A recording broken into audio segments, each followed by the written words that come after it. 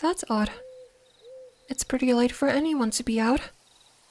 The moon isn't even showing. Everything's so dark, and yet you're here. Oh, I didn't mean to startle you. I'm just curious. We are quite deep into the woods, you know? It's a bit weird for you to just be wandering. Unless you're lost. Me? That's a little different. I live here, in fact. You've kind of stumbled into my domain. I guess you humans would just call it my home. You probably didn't even notice when you passed the threshold. I don't think many humans would. Of course I'm calling you a human. You look very human to me. Are you perhaps a spirit instead? Oh, I guess I didn't make it very obvious. Sorry. You can't even see me in this light. Here. Is that better? That's good. You see me then? That I'm not like you, a human. My ears, my tail, they're real, I promise. You look pretty stunned. Never seen a fox spirit before? Or is it the wisps? They do look beautiful at night. Firelight is so harsh, so difficult to maintain. Just give these little guys a few head scratches, and they glow for hours. Hey, are you feeling alright? You've just been standing there since I showed up. Maybe you're, not as familiar with my kind as I thought.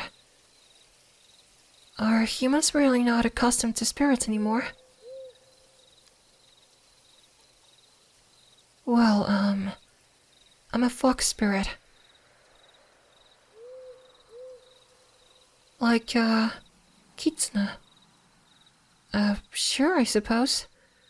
I can't really say I've heard that term before.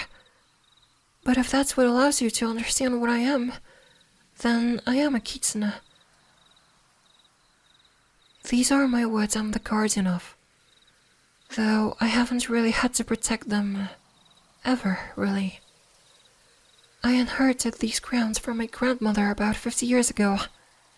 But by then, they had been abandoned by humans. All that's left is this clearing, and the little path that leads back to the outside world. Oh, I am rambling.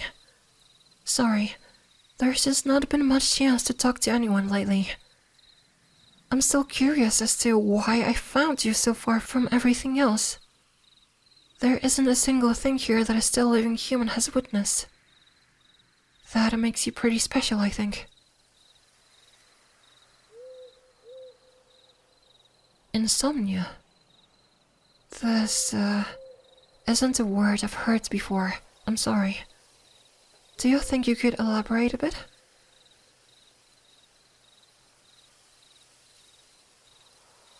Oh, it means you can't sleep. So you went for a walk. It's so late, though. The sun went down such a long time ago. I'm not too familiar with the latest humans' customs, but I was under the impression your kind was diurnal. It's that bad, huh? Well, I know we just met, but is it alright if I do what I can to help? Thank you. Come, sit with me. The grass shouldn't be too damp, though it is a little cold to the touch. May I touch you? Alright. Lean your head against me. And at your own pace, not too quickly, close your eyes. You'll still see the light of the wisps through your eyelids, but they'll fade with time. Listen to my voice, okay? Don't focus too hard. but just process what I'm saying passively. I think I'll tell you a story my grandmother once told me. It takes place a long time ago in the forest. This forest, in fact. You see, there was once this fox spirit. She was young, naive, a child who had yet to even gain her first tail. This fox spirit had just so recently inherited ownership of a domain. She was overjoyed, a domain of her very own, and one claimed so young. For the first few years, it was a dream. The fox spent her hours playing and laughing with the spirits that passed through. In all this time, she had never seen a human. Years were spent with only the wisps and nature spirits to keep her company. With how secluded her domain was, it was a shock when the first human arrived. She was so fearful of them initially. The foxes of her family had few nice words to speak of their kind. But the humans simply played and danced and laughed with the fox, just like the spirits. And in very little time at all, they became friends. Though the spirits were fun, they made for poor conversation. The little fox finally had an outlet, a friend she could talk to and share her worries with. The sun fell like a stone into a still pond, and just like that, the human was gone. Days and nights passed overhead, the fox spirit hoping every single sunrise that her friends would come back. And they did. The friends returned in time, but they were different. The fox was closer to earning her first tail, sure, but the touch of years had barely changed her. Her human friend was not so lucky. They could still laugh, dance, play, but alas. They danced for a much shorter time, laughed quieter, played, but without the same joy they had all those years ago.